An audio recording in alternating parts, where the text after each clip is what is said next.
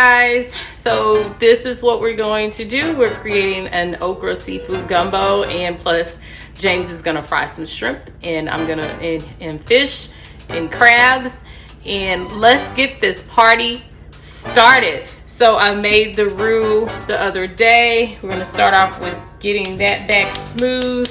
Our ingredients for the gumbo roux, shrimp, crabs, okra, onions, celery, garlic, green onions, cilantro, no, not cilantro, parsley, vegetable broth, bay leaves.